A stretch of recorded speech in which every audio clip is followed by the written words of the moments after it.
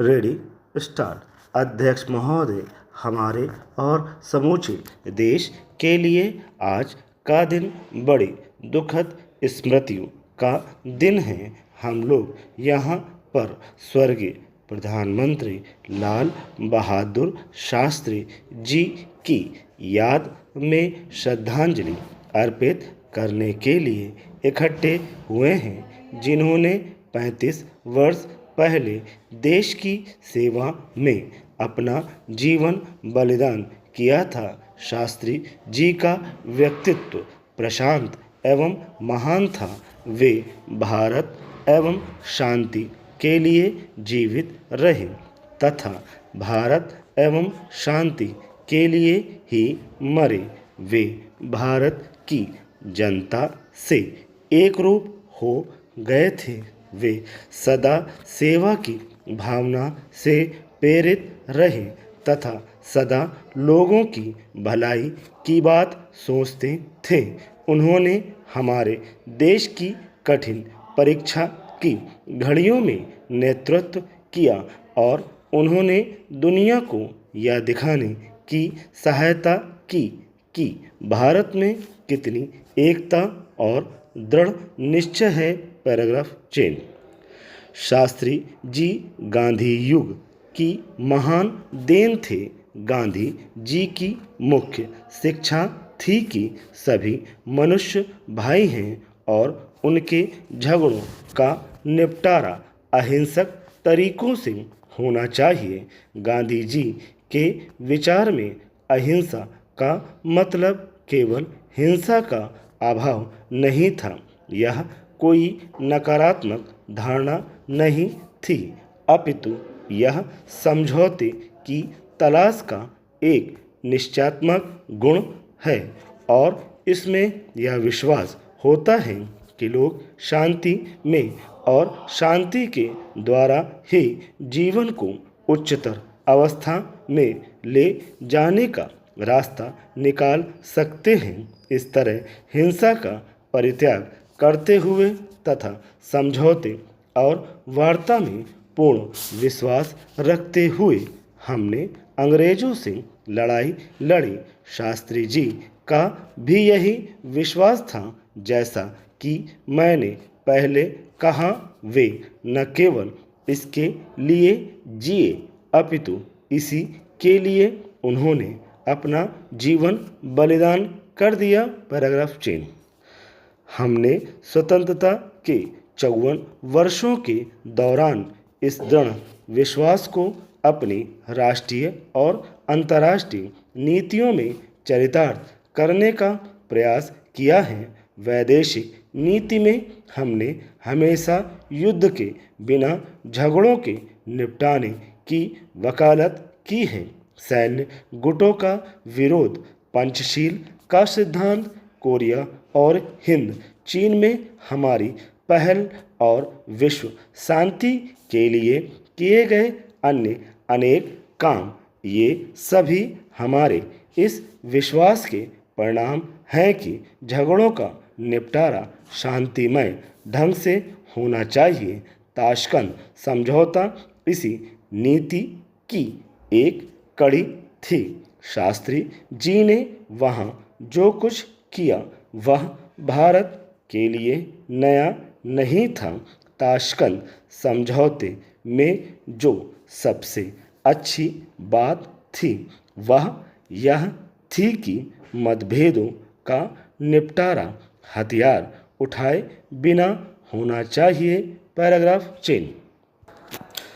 अध्यक्ष महोदय, ताशकंद समझौते की वर्षगांठ पर हम पुनः ताशकंद में प्रतिपादित सिद्धांतों में अपनी आस्था दोहराते हैं। ये वे सिद्धांत हैं जो हमें गांधी जी और शास्त्री जी से मिले थे।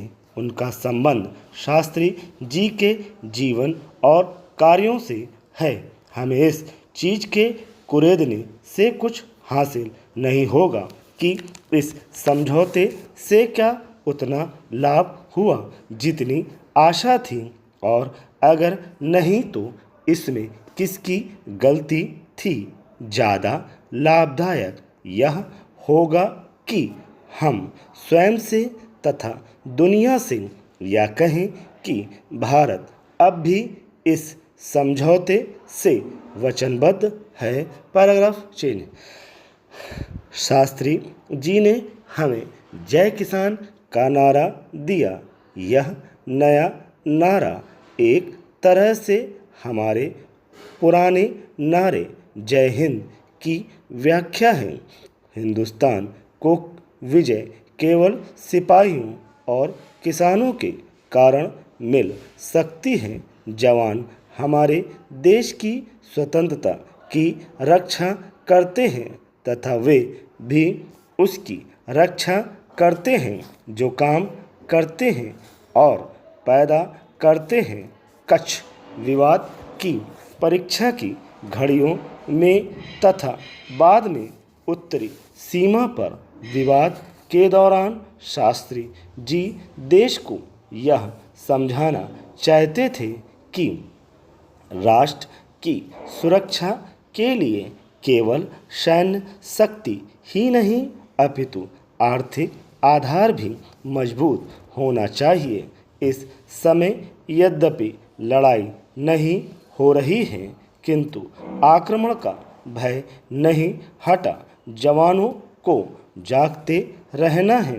हमारे ऊपर एक और आक्रमण हुआ था और वह भी सूखा। इसका सामना जवान नहीं किसान ही कर सकते हैं। जब तक हम अनाज के मामले में आत्मनिर्भरता नहीं प्राप्त कर लेते हमारी सुरक्षा और हमारा अस्तित्व खतरे में रहेंगे। यह हमें कम से कम समय में 4-5 वर्षों में करना चाहिए।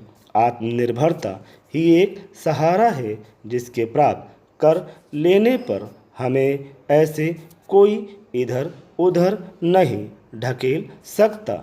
मेरी समझ में शास्त्री जी ने जब तक सार्थक नारा दिया था तो उनके दिमाग में यही बात थी।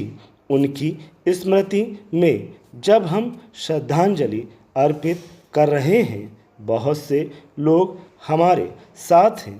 हमें उनका अभाव खटकता है क्योंकि हम उनके करीब थे और उनकी सलाह और उनका पथ प्रदर्शन पाने के हम आदी हो गए थे। राष्ट्र को अपनी समस्याओं के बारे में उनकी व्यग्रता तथा उनके सौम्य अस्तित्व का अभाव खटकता है। वे भारत माता के एक महान सपूत थे और भारतीय मानस के निर्माताओं में से थे। Paragraph change. माननीय उपसभाध्यक्ष जी, मैं इस विधेयक पर जो 30 अप्रैल को प्रस्तुत किया था अपनी राय दे चुका हूँ और इसका मैंने समर्थन किया था और आज भी मैं समर्थन करने के लिए खड़ा हुआ हूँ। रोजी रोटी, कपड़ा और मकान ये प्रत्येक मनुष्य के लिए दैनिक आवश्यकता की चीज़ें हैं और ये चीज़ें किसी व्यक्ति को उपलब्ध नहीं होती हैं तो फिर उस मनुष्य का जीवन दुर्लभ हो जाता है और कभी कभी उपेक्षित भी हो जाता है और फिर वह अपराधी में लिप्त हो जाता है। इसलिए मैं अवश्य चाहूँगा कि इस चर्चा के बाद इस विभाग के मंत्री जब इसका उत्तर दें तो कुछ इस प्रकार का आश्वासन जरूर दें जिसमें इस देश की रोजी रोटी, कपड़ा और मकान की समस्या का समाधान हो सके। यह समस्या इतनी जटिल है कि अभी हाल ही में 1 जुलाई को भिलाई में वहाँ के मजदूर रोटी